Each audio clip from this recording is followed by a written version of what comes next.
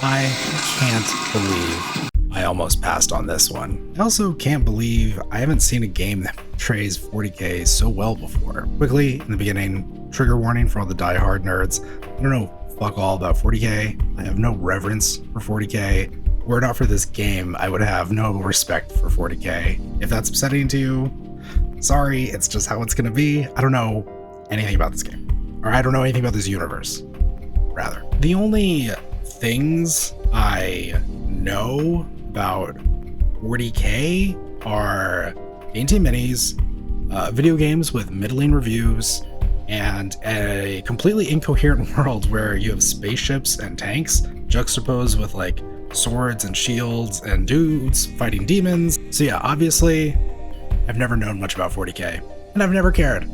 But when I saw a short clip of gameplay footage, the one with like flying swarms of like Tyranids and towering megastructures in the distance, I was intrigued. And so were a lot of people, apparently.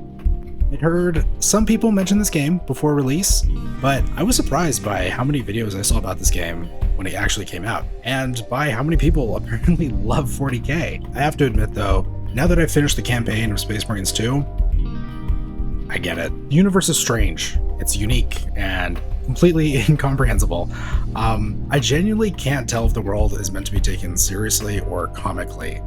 It's so over the top. The creators have to be aware of how some aspects of their world sound so incredibly tongue-in-cheek, but the whole thing, in this game at least, is played super straight. So straight that it's almost shocking. I think Helldivers 2 is probably the closest comparison that comes to mind, but even that is a very pointed satire in a way that this game just isn't. I can't think of any other game or series like this today. It's kind of like the anti-Marvel, right?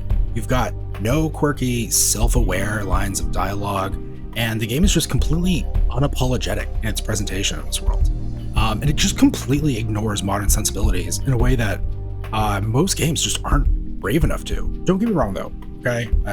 This has kind of been like a little bit of a touchy topic this week.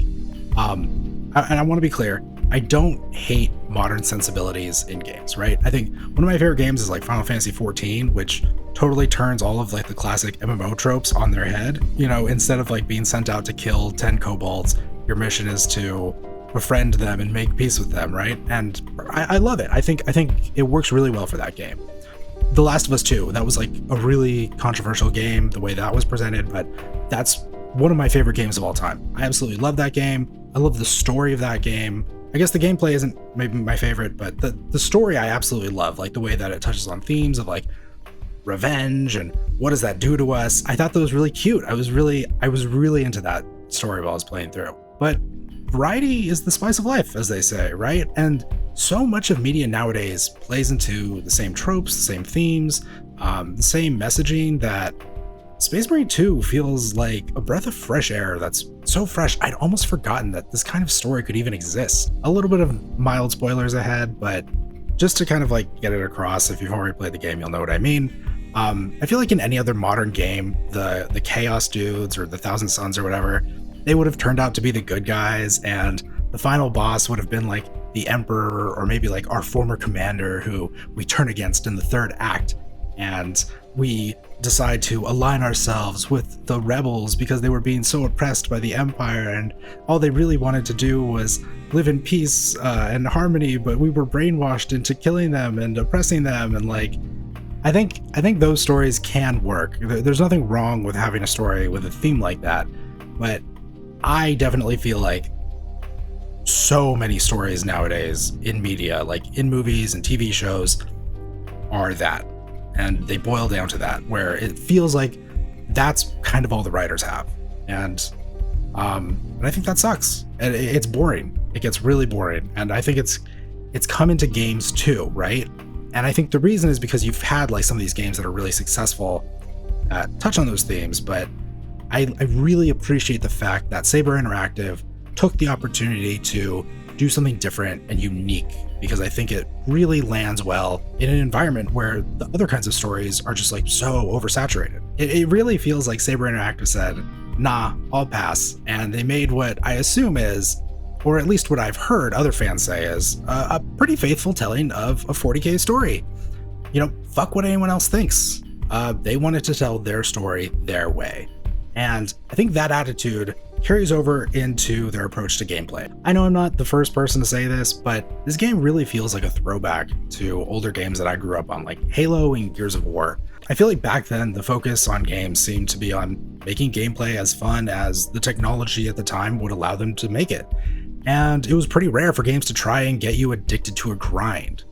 Most games were their campaigns, and multiplayer modes weren't all trying to become the next hot esport. It's kind of weird, actually. Like, I haven't even thought about this in this way until now, but it really does feel like something happened in the mid-2010s where games stopped having multiplayer modes and started having PvP. In case that's not clear, like, in my head, a multiplayer mode is like some dumb fun mode that they added onto a game. Maybe it has some stuff that you can unlock, but it's really not meant to be like a grind or a ladder that you climb. And I feel like PvP is not that, right? PvP in my head is battle passes. It's making sure that all the weapons and the abilities are balanced, because if the players start to complain, then oh no, people aren't going to tune into our tournaments. I feel like I'm kind of going off the rails and being a little bit of a boomer here.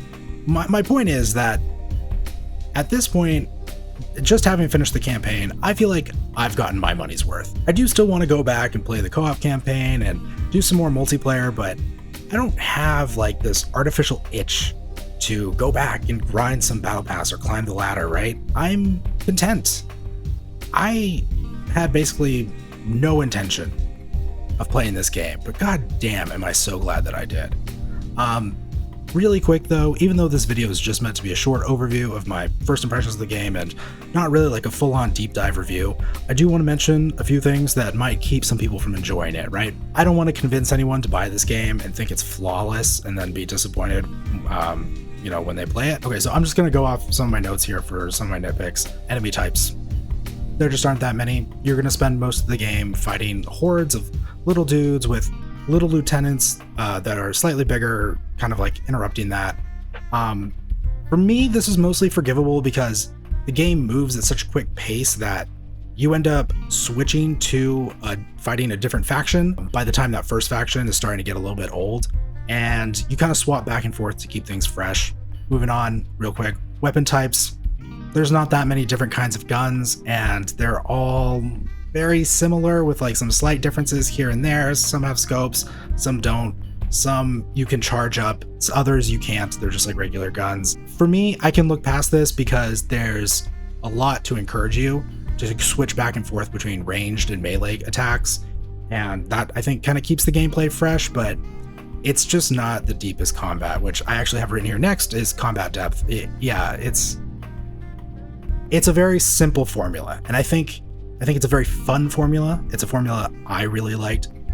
It's a formula that a lot of people really enjoy, and it's executed in a way that I think is like absolutely top notch. But if you're looking for games with skill trees, complex systems, that stuff just isn't really here. And lastly, this is one you've probably heard before, campaign length. It's relatively short. I'm notoriously slow at playing games when I'm streaming them, and I streamed the whole campaign, and I think I still beat it in like 10 hours or less. It's not long, but I think it makes up for that in quality. And I think, especially as I've gotten older and as I've gotten so many more games to play, I've really come to appreciate games that just have like a shorter campaign. Being able to blast through a game in a weekend and get a satisfying story and be able to feel like, okay, I can be done. I can go back to playing WoW. I can go back to playing Dragon Age, is like another game I'm playing right now, and that's super long, and I've been playing for like almost a month now. Being able to just like go back to my other games after having like a really cool, top-notch, genuine AAA experience feels really good. And that's pretty much it. That's all I have for you guys right now.